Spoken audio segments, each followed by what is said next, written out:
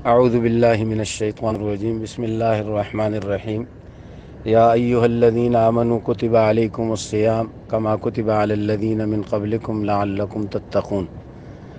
اللہ تعالیٰ کا ارشاد ہے، اے ایمان والو، تم پر روزے فرض کیے گئے جیسے تم سے پہلی امتوں پر فرض کیے گئے تھے، لعلکم تتقون، تاکہ تمہاری زندگی میں تقوی آ جائے۔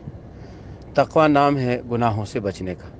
اللہ تعالیٰ نے روزے کا بہت بڑا مقصد ذکر فرمایا کہ ہماری زندگی میں تقوی آ جائے، ہمارے اندر تقوی کی فٹنگ ہو جائے اور ہم گناہوں سے، اللہ کی نافرمانیوں سے بچنے والے بن جائیں۔ رمضان میں ہم نیکیاں کرتے ہیں اللہ تعالیٰ کی توفیق سے، اللہ تعالیٰ کے فضل و مہربانی سے، لیکن ان نیکیوں کے ساتھ ساتھ اس کا اہم جز یہ ہے کہ ہم گناہوں سے بچنے والے بن جائیں، اور اللہ تعالیٰ نے روزے کا یہ مقصد ذکر کیا۔ تو اس کا مطلب یہ ہوا کہ اگر ایک آدمی گناہوں سے نہیں بچتا، روزہ رکھنے کے باوجود وہ جھوٹ بولتا ہے، وعدہ خلافی کرتا ہے، لوگوں کو دھوکہ دیتا ہے، نقصان پہنچاتا ہے، تو اس نے روزے کا مقصد نہیں حاصل کیا۔ اس لیے حدیث میں آتا ہے، رسول اللہ صلی اللہ علیہ وسلم نے فرمایا، بہت سارے روزہ دار ایسے ہیں کہ جن کو بجز بھوک اور پیاس کے کچھ بھی نہیں ملتا، یعنی وہ اجر و ثواب ہی نہیں ملتا۔ اس لیے ہمیں گناہوں سے بچنا چاہیے۔ اس سلسلے میں علماء نے ایک عجیب بات لکھی ہے کہ 3 بڑے گناہ ہیں، اگر ہم ان سے بچ جائیں تو اس کی برکت سے بہت سارے گناہوں سے بچ جائیں گے۔ اس طرح تو گناہوں کی لمبی فہرست ہے، آدمی کہتا ہے کس، لیکن میں آپ کو 3 گناہ بتاتا ہوں بڑے، اگر ان سے بچیں گے اس کی برکت سے بہت سارے گناہوں سے بچ جائیں گے۔ نمبر 1، بد نگاہی۔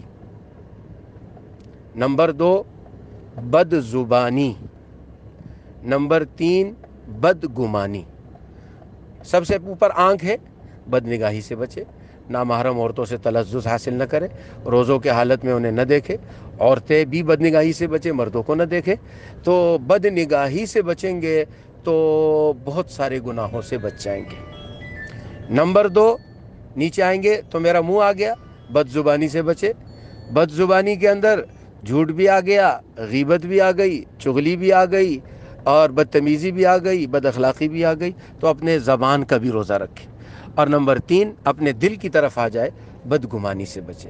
دل میں کسی کے لیے بدگمانی، دل میں کسی کے لیے بغض، دل میں کسی کے لیے نفرت، دل میں کسی کے لیے حسد۔ تو روزہ صرف میرے پیٹ کا نہ ہو، بلکہ میرے آنکھوں کا بھی روزہ ہو، میری زبان کا بھی روزہ ہو، اور میرے دل کا بھی روزہ ہو۔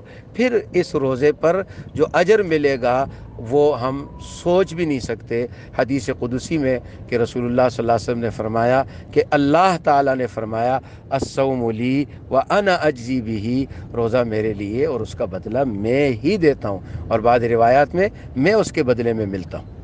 اور اس کا اندازہ اس حدیث سے بھی کر سکتے ہیں کہ جس میں رسول اللہ صلی اللہ علیہ وسلم نے فرمایا کہ اگر ایک شخص بلا عذر ایک روزہ رمضان کا ترک کر دے، پوری زندگی وہ روزہ رکھتا رہے، رمضان کے اس ایک روزے کی برکت اور انوارات اور رحمتوں کو نہیں پا سکتی۔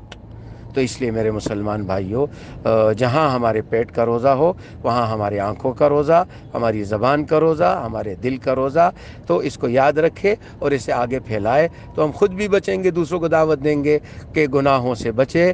بد نگاہی، بد زبانی اور بد گمانی، اگر ان 3 برے کاموں سے بچ گئے، اس کی برکت سے انشاءاللہ بہت سارے برے کاموں سے بچیں گے، اور یہ بچنا صرف اور صرف اللہ کو راضی کرنے کے جذبے سے ہو کہ میرا اللہ بد نگاہی سے ناراض ہوتا ہے، میں نے اس کو ناراض نہیں کرنا۔